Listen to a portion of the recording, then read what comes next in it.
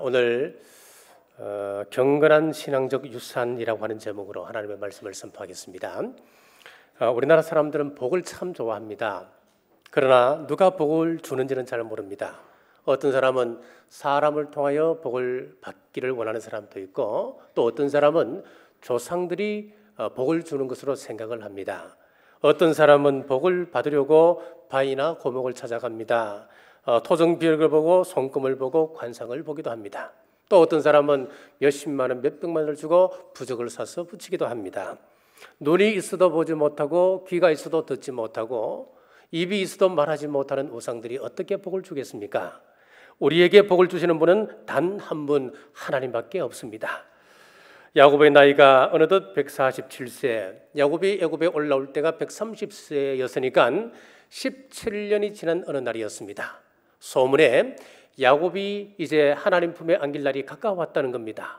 그래서 다급히 요셉이 두 아들을 데리고 고센 땅으로 갔습니다. 요셉이 두 아들을 데리고 왔다고 하는 이야기를 듣고 아버지 야곱이 가까스로 침상에서 일어나 요셉과 요셉 두 아들을 축복합니다. 8절에서 9절입니다. 이스라엘이 요셉의 아들들을 보고 이르되 이들이 누구냐? 요셉이 그의 아버지에게 하리되 이는 하나님이 여기서 내게 주신 아들들이니이다. 아버지가 이르되 그들을 데리고 내 앞으로 나오라. 내가 그들에게 축복하리라. 왜 요셉이 아버지의 임종 소식을 듣고 돌아가시기 전에 그 두 아들을 데리고 갔겠습니까? 자, 그리고 왜 아버지가 손주들이 왔는데 자리에서 그 고단한 몸을 일으켜 세우는 겁니까? 요셉과 야곱은 가장 좋은 유산은 하나님께서 주시는 축복이라고 하는 것을 알고 있었기 때문이었습니다. 그렇습니다. 축복의 전수 원리가 무엇이냐 하면은 축복하는 일입니다. 하나님께서 직접 축복하실 수도 있지만은 성경의 대부분의 경우에는 생명의 질서를 따라 축복하게끔 하셨습니다. 그래서 먼저 난 사람이 나중 난 사람을 축복하고, 부모가 자식을 축복하고, 스승이 제자를 축복합니다. 그리고 목자가 양을 축복함으로써 축복이 전수되고 대물림되는 것이 하나님의 뜻이요 질서의 원리입니다. 부모나 목자나 스승으로부터 복을 대물림 받아야 되는데 이것이 만약 끊어져 버린다면 그 사람은 복을 상실한 사람입니다. 그래서 성경에 이스라엘 사람들을 보면은요, 이 교육을 철저히 받기 때문에 어머니가 만약에 치매에 걸리신다면, 우리나라 사람들 가운데 옛날에는 그런 사람이 잘 없었습니다만은 요즘은 좀 악한 자녀들이 종종 있는 것 같아요. 치매에 걸렸다고 부정하기 힘드니까 그 부모를 우리 여행 갑시다 그래 놓고는 동남아 어느 공항에 떨어뜨리고 혼자 와버리는 거예요. 그런데 이스라엘에서는 이런 법은 없습니다.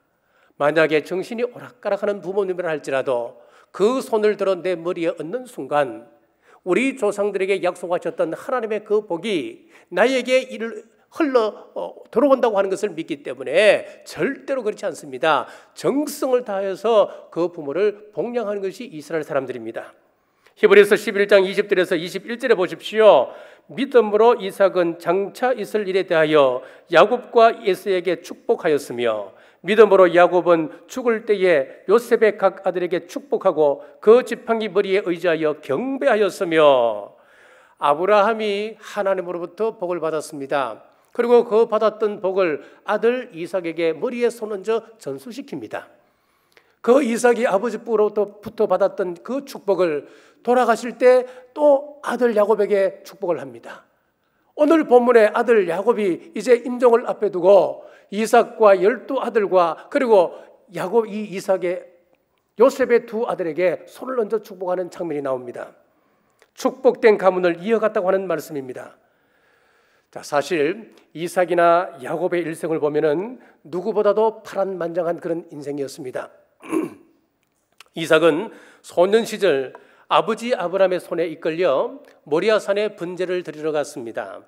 아버지, 나무는 있는데 하나님 앞에 드릴 제물이 없네요. 하나님 앞에 드릴 번제물 어린 양은 어디 있습니까? 그랬더니 아버지가 하는 이야기가, 애야, 하나님께서 그 제물은 다 준비해 놓으셨을 것이야. 모리아산에 올라갔습니다. 아버지 아브라함이 가지고 온 나무를 벌려놓습니다. 그리고 갑자기 아들 이삭을 결박하기 시작하는 겁니다. 그리고 하는 이야기가 아들아, 네가 하나님 앞에 올릴 번제의 제물이란다. 자, 그런데 이삭이 반항한 흔적이 없습니다. 순순히 그 앞에 순복하고 결박을 당하는 겁니다. 얼마나 멋진 장면입니까? 제가 만약에 히브리서 기자라고 한다면 이 장면이 이삭 생애 가운데 가장 클라이막스였다라고 히브리서에 기록했을 겁니다. 그러나 히브리서 기자는 이 장면에 대해서 침묵하고 이삭이 손을 들어서 아버지로부터 받았던 그 축복을 아들에게 전수시킨다, 이것이 기록되어 있는 거예요. 야곱의 일생은 더욱 파란만장합니다. 눈먼 아버지를 속이고 형의 축복권을 가로채고 도망을 갔습니다. 외삼촌 라반의 집에서 속고 속이는 처절한 싸움을 하다가 고향으로 돌아오는 길에 야복 강가에서 하나님의 사자와 한판 실험을 하게 되지요. 환도뼈가 부러진 다음에 그의 이름이 이스라엘로 바뀌었습니다. 얼마나 극적입니까? 사랑하는 아들 요셉이 짐승에 물려서 죽었답니다. 피 묻은 채색 옷을 끌어안고 한평생 가슴치며 그는 살았습니다. 그러다가 애굽 총리의 아버지로 등장하는 인생 역전 드라마, 얼마나 감동이 있습니까? 그러나 히브리서 기자는 이런 파란만장했던 일대기에 대해서는 침묵하고 그의 일생 가운데 가장 영광스럽고 멋있는 장면으로 마지막에 그의 자녀의 머리에 손 얹고 축복하였다, 이것 한마디 기록하는 거예요. 그렇습니다. 믿음의 절정은 축복하는 믿음입니다. 성도가 가진 가장 위대한 재산은 축복권입니다. 특별히 부모가 자식을 위하여 축복하는 그 기도는 반드시 응답받습니다. 그래서 서양 속담에 보면 이런 말이 있습니다. 부모의 손끝에 하나님이 계신다라는 속담이 있어요. 이 손끝에 하나님이 계시기 때문에 이 손으로 자녀를 축복하게 되면 그 자녀는 복을 받게 되고, 이 손으로 그 자녀에게 저주를 행하면 그 자녀는 저주받게 되는 거예요. 아브라함 링컨에게 기자가 물었습니다. 당신을 오늘의 링컨으로 만든 힘이 무엇입니까? 라고 물었을 때에 링컨이 이렇게 대답했습니다. 내가 잠자리에 들 때나 잠자리에 일어날 때에 항상 기도하시는 우리 어머니의 축복의 손이 내 머리에 얹어져 있었다. 내가 살던 통나무집 구석구석에 우리 어머니의 축복의 기도 소리가 스며들어 있었고, 어머니가 내게 주셨던 그 축복의 말씀은 내가 들에서 일을 할 때나 여러 번 선거에서 낙선했을 때나 선거에 그리고 상원 의원으로 대통령으로 직무를 감당할 때에도 어머니의 축복 소리는 내 귀전을 떠나지 않았습니다. 오늘의 나를 맞는 것은 어머니의 축복의 손, 축복하는 기도 소리였습니다 라고 말을 했습니다. 오늘 우리 가정에서 이런 모습이 이루어지기를 바랍니다. 여러분의 자녀들을 향하여 축복하십시오. 할아버지 할머니가 손주를 가슴에 안고 그 머리에 손을 얹고 축복하십시오. 우리 예수님도 몰려오는 어린아이들을 가슴에 안고 손을 들어 그들을 축복하셨습니다. 축복 소리를 듣고 자라난 자녀와 욕을 먹고 자라는 아이는 그 인생이 달라집니다. 자녀를 때릴 수도 있습니다. 야단칠 수도 있습니다. 자문에 보면 자녀를 초달하라 그랬습니다. 그래도 안 죽는다 그랬습니다. 매를 대라고 하는 겁니다. 매를 댈 때도 우리 부모님은 나를 사랑한다라고 느낄 수 있어야 합니다. 랄프 가복이라고 하는 사람이 하루에 한 번 자녀를 축복하라라고 하는 책을 썼습니다. 그 책을 보면 축복의 내용 10가지를 기록하고 있는데 그중에 제가 몇 가지만 소개하겠습니다. 부모의 손은 자녀를 축복하기 위해 모두 기름 부음을 받았다. 그러므로 축복하는 부모가 되라라고 했어요. 우리 자녀를 주셨고 우리를 부모 삼은 이유는 무엇입니까? 우리에게 기름 부어 주셔서 축복하는 그 사명을 감당하도록 하기 위해서라는 거예요.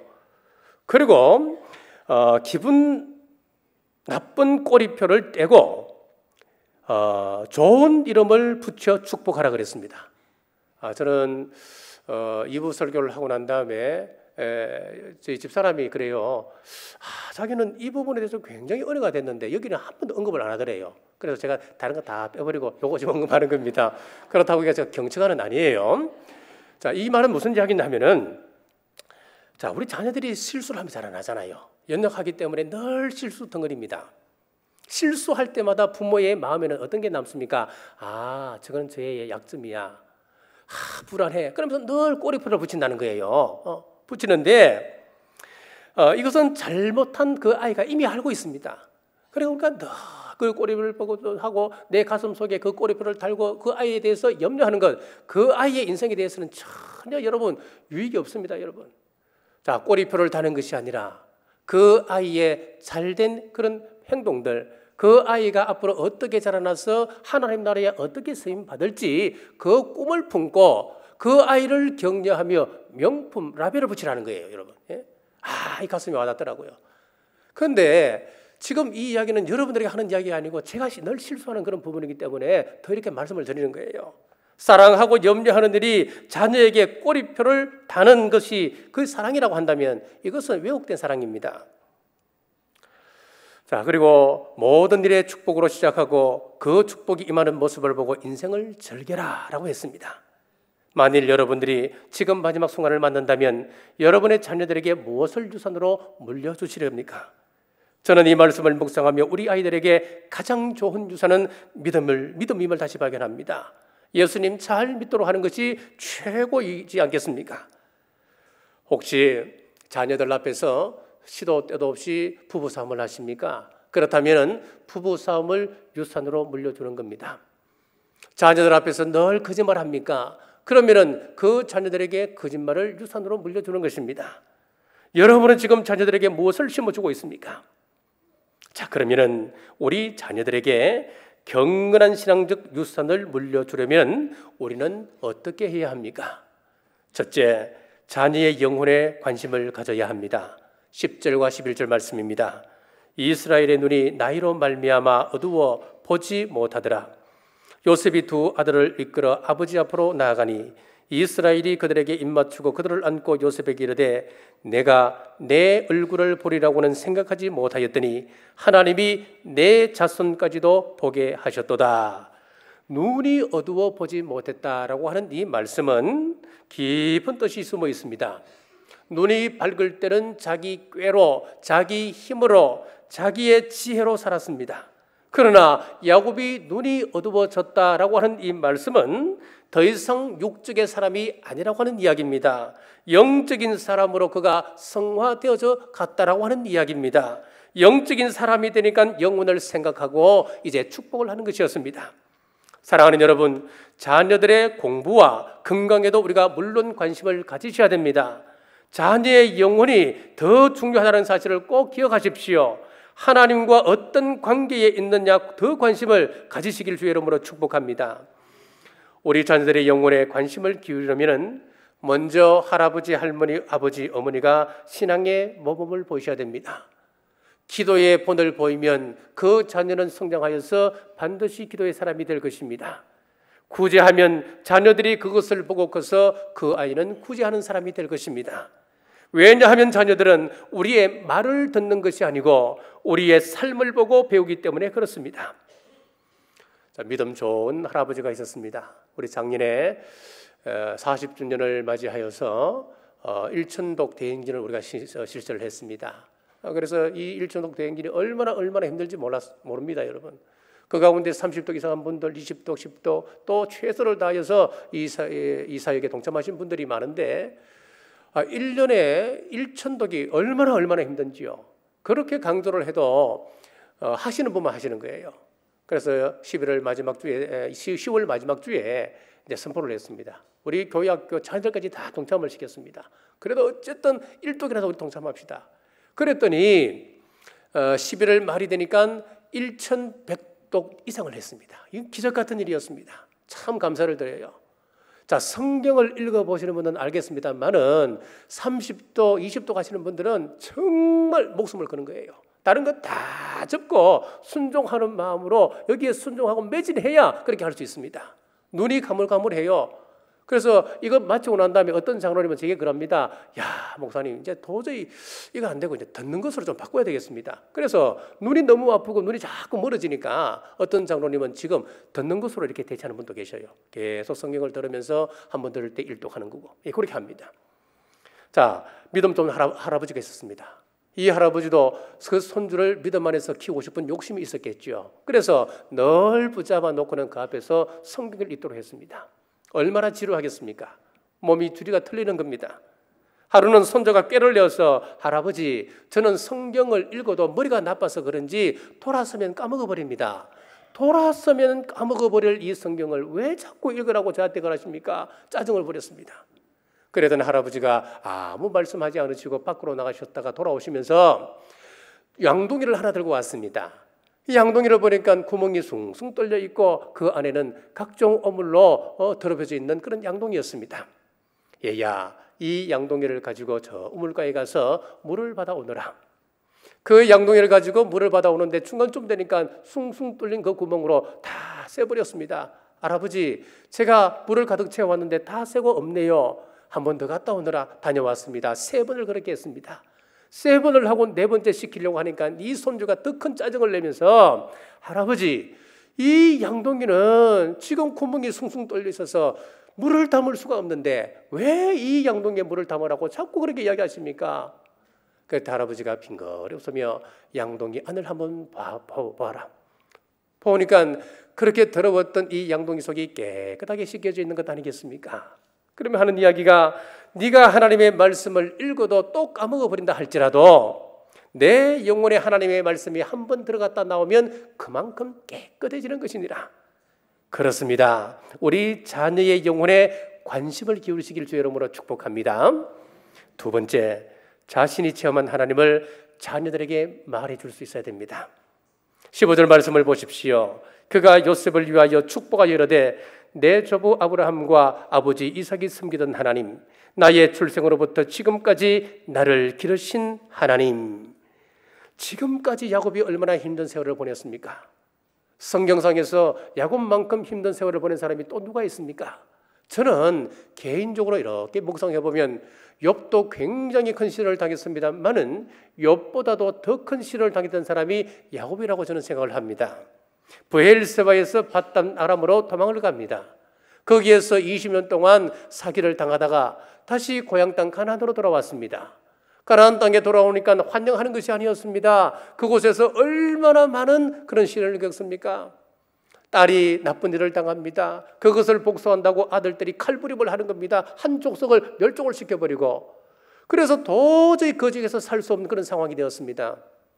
또 아들이 형들에게 갔다가 거기서 팔려서 애굽으로 또 도망갑니다. 이 사실을 까마득히 모르고 있습니다. 아들이 죽었다고만 생각했습니다.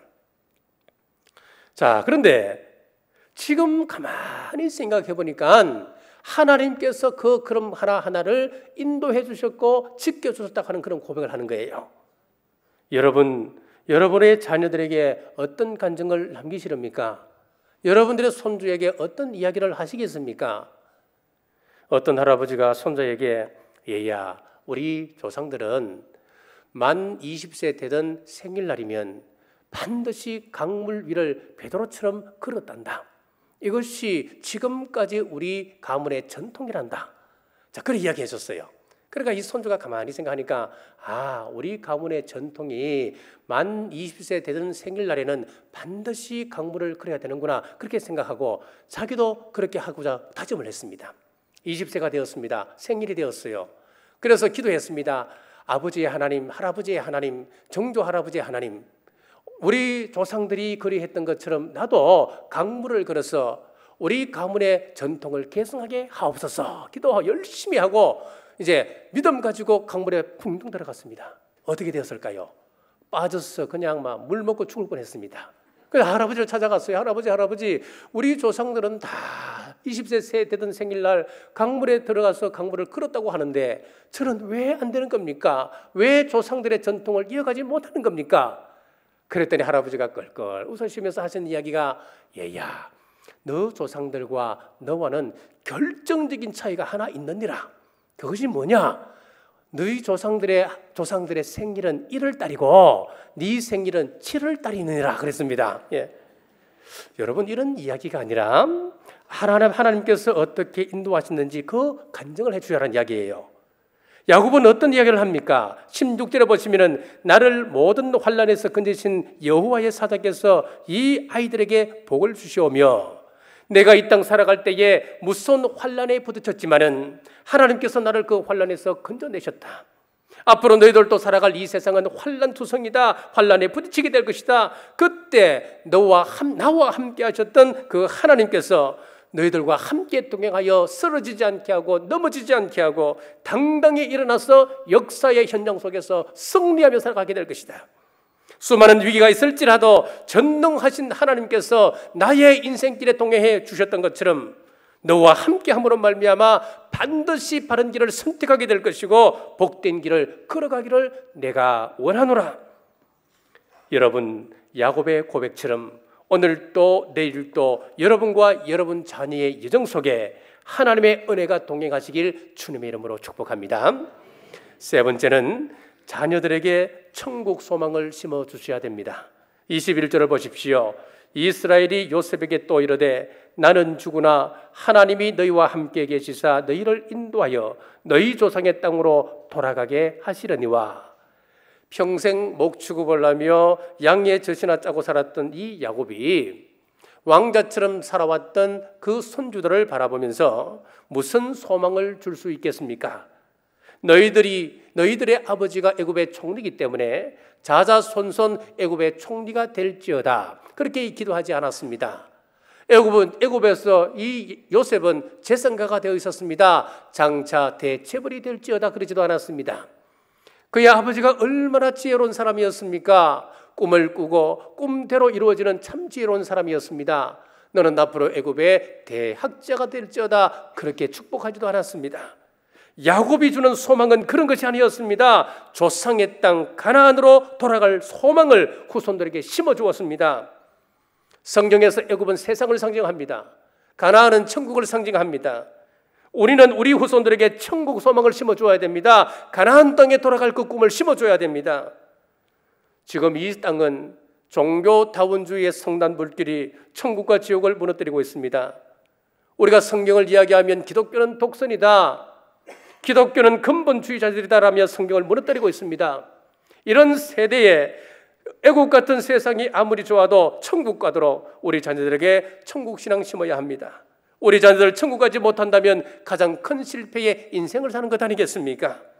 우리 자녀들에게 천국 신앙으로 무장시키시길 주의 이름으로 축복합니다. 자, 오늘 본문에서 야곱이 자손들을 축복하는 것을 보면은 좀 특이한 점이 있습니다. 먼저 요셉의 두 아들 에브라임과 므낫세의 신분입니다. 자, 5절입니다. 내가 애굽으로 와서 내게 이르기 전에 애굽에서 내가 낳은 두 아들 에브라임과 므낫세는 내 것이라. 르우벤과 시몬처럼 내 것이 될 것이요. 자, 야곱이 손주인 에브라임과 므낫세를 내 아들로 입적시키겠다. 손자를 양자로 삼겠다. 이것은 정상적인 발언이 아니에요. 요셉은 자기 아버지에게 두 아들을 빼앗기는 겁니다. 그러나 여기에서 설명할 수 없는 하나님의 은혜가 하나 있습니다. 내 것이 될 것이요. 이 말에는 두 가지 영적인 큰 의미가 있습니다. 첫 번째는 비록 애굽에서 태어난 손주들이지만은 이 아이들이 애굽에 속한 자가 아니고 이스라엘에 속한 자들이라고 하는 의미를 가지고 있고, 또 하나는 손자는 직접적인 복의 계승자가 될 수가 없습니다. 한 대를 거쳐서 복을 받아야 되겠습니다만은 구속사의 놀라운 이 사건을 통하여서 손자인 에브라임과 므낫세는 이스라엘 12지파의 조상이 되는 그 복을 받게 될 것이라고 하는 그런 의미를 가지고 있습니다. 자, 요셉의 아들들은 이방 땅에서 이방 여인을 통하여서 태어난 자녀들이기 때문에 엄밀히 이야기하면은 이스라엘의 순수한 혈통이 되지를 못합니다. 자, 그런데 그들을 정식 이스라엘 백성으로 받아들일 뿐만 아니라 그 지위를 상승시켜서 자녀로 삼겠다고 하는 것입니다. 마찬가지로 하나님께서는 저와 여러분들을 양자로 삼아 주셨다 그랬습니다. 사도 바울은 로마서 8장 15절에서 17절에 이렇게 말씀합니다. 너희는 다시 무서워하는 종의 영을 받지 아니하고 양자의 영을 받았으므로 우리가 아빠 아버지라고 부르짖느니라. 성령이 친히 우리의 영과 더불어 우리가 하나님의 자녀인 것을 증언하시나니. 자, 여기 보시면 뭐라고 말씀합니까? 우리는 과거에 사탄의 어둠 세계의 자녀들이었습니다. 예수 그리스도께서 이 땅에 오심으로 예수님의 보혈로 말미암아 저와 여러분들은 하나님의 자녀가 되는데 하나님의 양자가 되었다 그랬습니다. 지금까지는 하나님을 감히 우러러 보지 못하는 존재들이었습니다. 그런데 하나님께서 양자 삼아 주셨기 때문에 하나님을 어떻게 부르느냐? 아빠라고 부를 수 있다는 거예요. 아버지라고 부를 수 있다고 하는 거예요. 이것은 구약시대 사람들에게는 천지가 개벽할 그런 이야기입니다. 그러면은 이 이야기가 중요한 이야기이기 때문에 또 뭐라고 이야기하시느냐? 이런 양자된 사실을 성령님께서 보증하신다라고 그렇게 확정을 하고 있습니다. 계속해서 읽겠습니다. 또한 상속자 곧 하나님의 상속자요 그리스도와 함께한 상속자니 우리가 그와 함께 영광을 받기 위하여 고난도 함께 받아야 할 것이니라. 그렇습니다. 우리가 믿음 안에서 하나님의 아들이 되었습니다. 성령님께서 지금 그것을 보증하고 계십니다. 에브라임과 므낫세가 양자가 되었기 때문에 그 다음 주어지는 특권이 무엇이냐? 우리가 하나님의 자녀가 되었기 때문에 우리에게 주어지는 특권이 무엇이냐 하면 상속권을 받았다는 거예요. 후에 가나안 땅에 정복할 때에 당당한 한 지파로서 자기 몫을 분배받았듯이 우리도 하나님의 양자 되었기 때문에 천국을 상속받습니다. 아들로서 받을 상속권이 있음을 우리는 분명히 믿으시길 주의 이름으로 축복합니다. 또 한 가지 특이한 점은 손자를 축복하는데 둘째 손자 에브라임 손에 오른손을 얹고 첫째 손자 므낫세에게는 왼손을 얹게 되었습니다. 오른손은 권능의 상징입니다. 그렇기 때문에 이스라엘 통념상 보면 오른손은 항상 첫째 몫이기 되는 거예요. 오른손은 첫 번째 아이의 머리에 손을 얹어야 되는 거예요. 요셉이 얼마나 놀라고 당황했겠습니까? 요셉이 급히 아버지의 손을 붙잡고 아버지 잘못되었습니다. 손을 바꾸시지요 라고 했습니다. 17절 18절입니다.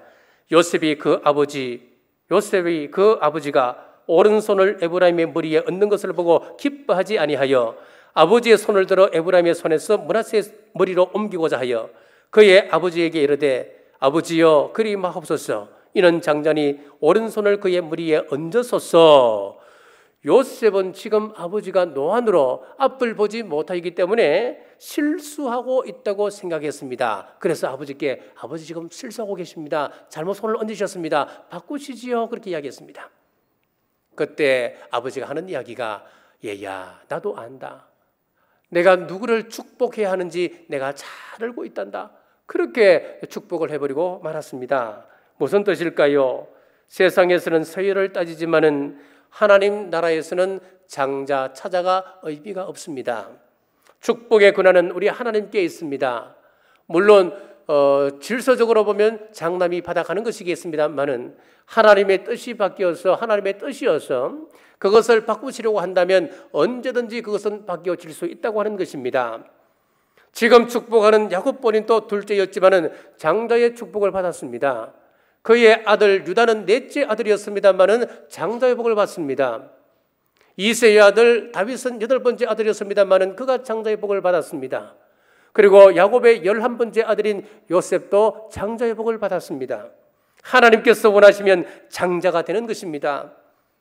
세상의 질서는 상하 질서지만은 우리 하나님 나라는 높고 낮음이 없습니다. 조금 더 발전시키면 유대인이냐 이방인이냐 별 차이가 없다는 겁니다. 중요하지 않습니다. 히브리서에 보면은 이방인들이 성령 세례를 받게 되었습니다. 죄송합니다. 사도행전에 보면은 이방인들이 성령 세례를 받게 되었습니다. 이방인들이 성령 세례를 받으니까 그것을 가장 싫어하는 사람이 누구였나 하니까 유대인 크리스찬들이었습니다. 그래서 하는 이야기가 이방인들이 기독교인들이 되려고 하면은 먼저 할례를 행하고 그 다음 예수님을 믿어야 천국 갈 수 있다. 그렇게 이야기하는 겁니다. 얼마나 오만한 생각입니까? 그래서 베드로와 야고보가 그것을 이야기하기를 아니다. 이방인들은 할례 받을 필요 없이 예수님만 믿기만 하면 그리스도인들이 될 수 있다라고 결론을 내렸습니다. 사랑하는 성도 여러분, 교회 안에서 상하 관계 만들지 마십시오. 교회 안에는 높고 낮음이 없습니다. 우리는 다 그리스도 안에서 한 형제요 한 자매요 우리는 동력자일 뿐입니다. 예수님께서 하나님의 아들이셨지만은 인간의 몸을 입고 이 땅에 오셔서 순종하셨습니다. 우리 주님께서 상하 관계 따지셨다면 신적인 분이 어떻게 인간이 될 수 있습니까? 불가능한 거예요. 우리 주님께서 하셨던 것처럼 상하 관계가 없어야 우리 경주 남부교회는 좋은 교회 되는 줄 믿으시기 바랍니다. 말씀을 뵙겠습니다. 야곱이 육신의 눈은 노안으로 어두웠습니다마는 그의 영안이 밝아서 하나님의 뜻대로 두 손자 중 누구를 축복해야 할 것을 잘 알았습니다. 우리 가운데 육신의 눈이 점점 흐려져서 고통스러운 분 계십니까? 하나님께서 여러분의 영안을 밝게 열어주셔서 하나님의 뜻을 깨닫고 저 천성문을 환히 보게 되시기를 주의 이름으로 축복합니다. 이 축복이 내 대에서 끊겨져서는 안 됩니다. 아브라함에 임하였던 그 하나님의 축복이 이삭에게로 전수되었고 이삭이 받았던 그 축복은 또 아들 야곱에게 전수시켰습니다. 그리고 야곱은 그 아들 요셉과 그 요셉의 두 아들에게 그대로 또 전수시켰습니다.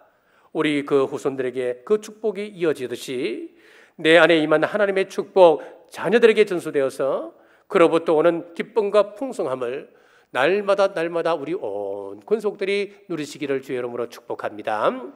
기도하겠습니다. 하나님 은혜를 감사합니다.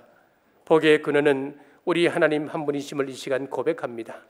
그 하나님께서 섭리를 따라 주신 복을 우리 후손들에게 잘 전수하게 하여 주옵소서. 그리하여 믿음의 가문들이 말씀 위에 더욱 든든히 서가며 야곱이 천국 신앙을 그 후손들에게 심었던 것처럼 우리들도 자녀 손들에게 천국을 심고 우리도 주님 오실 때 천국 가게 하여 주옵소서. 다시 오실 예수 그리스도 이름으로 간절히 기도드리옵나이다. 아멘.